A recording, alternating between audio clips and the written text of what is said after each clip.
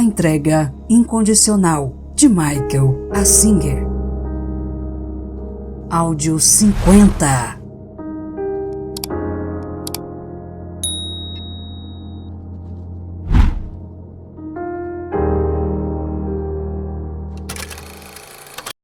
A Constituição e a Declaração dos Direitos. A batalha jurídica, sem dúvida, estava ficando mais interessante. Assim que tivemos acesso ao material liberado, pudemos preparar a defesa. A primeira coisa que Randy e a equipe de defesa fizeram foi pedir que o juiz forçasse o governo a reduzir significativamente o escopo do material. Eles não podiam simplesmente nos entregar milhões e milhões de mensagens de e-mail, documentos e arquivos de computador, além de anos de anotações de contabilidade, e dizer que em algum lugar ali estava o que você fez de errado. Para que tivéssemos a chance de nos defender, as afirmações de delitos precisariam ser mais específicas. Em termos jurídicos, isso é chamado de requisitar uma lista de especificidades. O governo lutou contra, mas o juiz emitiu uma ordem obrigando os promotores a especificar exatamente quais aquisições de representantes e quais anotações de contabilidade seriam apresentadas no julgamento.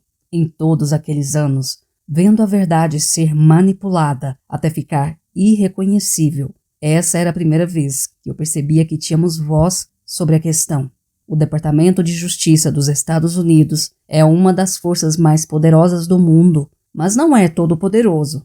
O juiz tinha o direito de decidir contra ele. Eu lembrei que em muitos outros países não era assim, que neles, se o governo estiver convencido de que você fez alguma coisa errada, está acabado. Já que eu precisava passar por essa aprovação, queria aprender o máximo possível sobre nosso sistema jurídico. Perguntei a Randy exatamente o que nos dava o direito de fazer essa exigência ao governo. E adorei a resposta dele. A Constituição. A sexta emenda diz: os acusados devem ter o direito de ser informados sobre a natureza e a causa das acusações. No correr dos anos, decisões da Suprema Corte interpretaram esse direito afirmando que, se os materiais apresentados tiverem escopo muito grande, você tem o direito de exigir uma lista de especificidades. Na época, eu não disse a Randy, mas isso me comoveu até o âmago do meu ser. Durante 3 anos, eu estivera silenciosamente dentro de mim mesmo, assistindo aos poderes constituídos pegarem as mentiras de Bob e as transformarem numa força de destruição aparentemente impossível de conter. De repente, eu lembrava que pessoas que eu nunca conhecera ao vivo tinham tido o cuidado e a visão antecipada para garantir que eu tivesse direitos. Se a luta seria dos Estados Unidos da América versus Michael Assinger, eu tinha pessoas incríveis ao meu lado. Thomas Jefferson, George Mason e James Madison, para citar apenas alguns. Nos anos seguintes, ficaria dolorosamente óbvio para mim que havia apenas um único pedaço de papel entre mim e o abismo escuro. Esse pedaço de papel era a Constituição dos Estados Unidos. Voltei e reli a Constituição do início ao fim. Da perspectiva da minha situação difícil, era evidente que os pais fundadores estavam não apenas criando um governo, mas também protegendo o povo contra ele. Eu sempre soubera disso no plano intelectual, mas agora era pessoal, muito pessoal. Esse não era um curso de civismo, era minha vida. Nessas circunstâncias, a Constituição realmente ganhou vida para mim. Ao longo de todo o ano de 2007, a equipe de defesa conjunta trabalhou para descobrir todos os documentos relevantes relativos aos itens que o governo havia citado na lista de especificidades. Todo mês, eu passava alguns dias em Washington para reuniões de revisão e também fazia teleconferência com a equipe jurídica da Baker Boots. Randy estava presente em quase todas as reuniões. O sócio dele, Casey Cooper, e os advogados associados cuidavam de boa parte do trabalho cotidiano. Cada advogado tinha recebido uma parte das aquisições de representantes para revisar, e nós revisávamos cada uma dessas transações em detalhes meticulosos. Era como ter uma britadeira golpeando meu ego.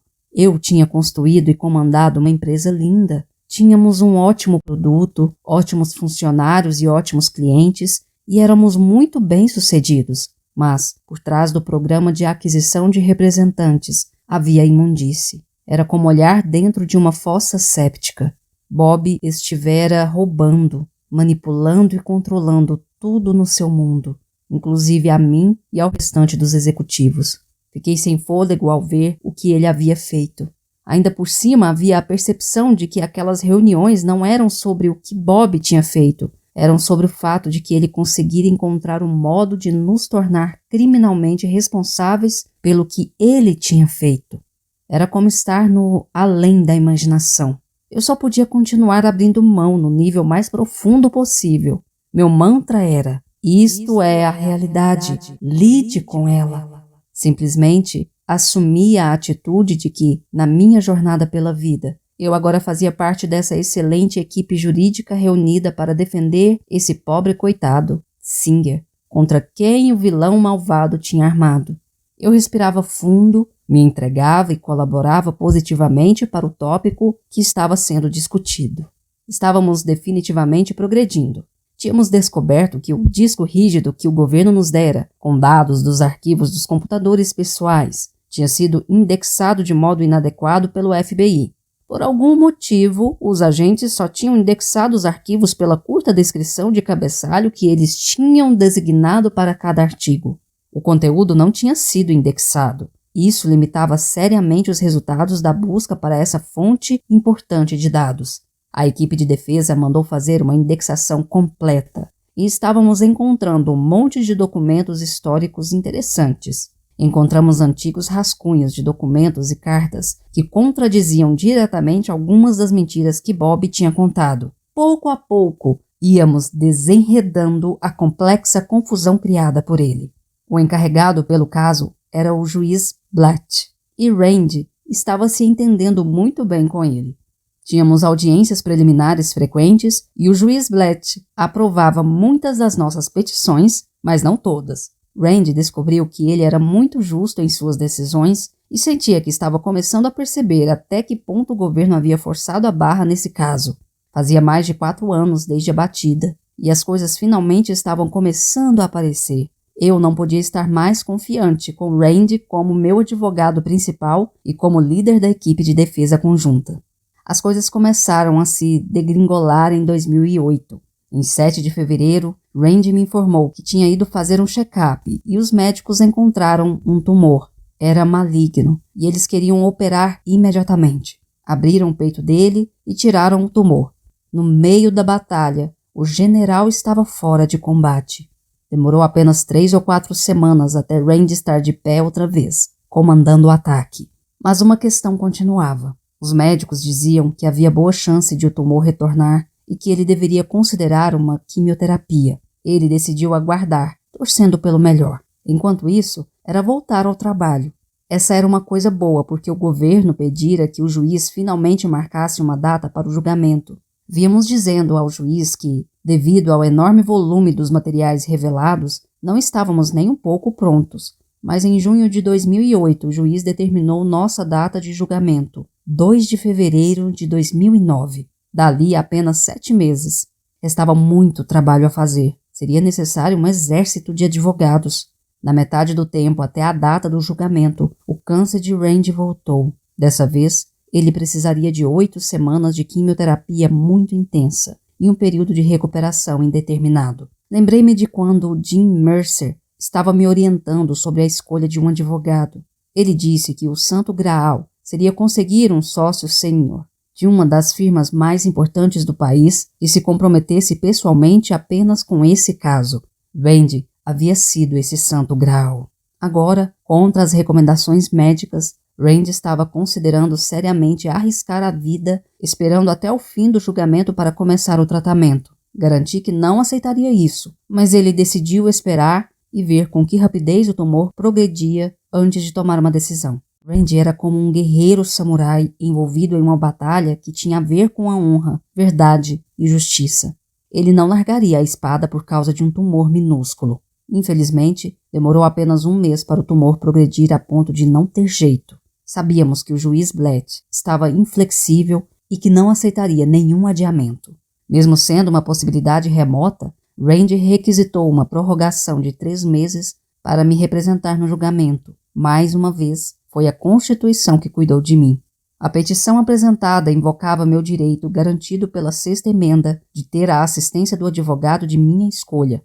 Ainda que o governo se opusesse ao pedido de prorrogação, ele foi concedido pelo juiz com a condição de que eu começasse a trabalhar com outro advogado principal caso Randy não se recuperasse a tempo. Com a nova data do julgamento, marcada para 4 de maio de 2009, dali a apenas 5 meses, Randy começou o tratamento.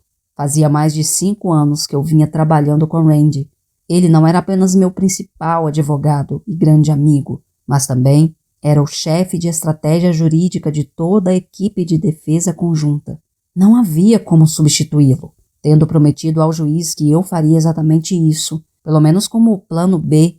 Respirei fundo e me entreguei à realidade diante de mim. Precisaria começar a trabalhar com um novo advogado principal.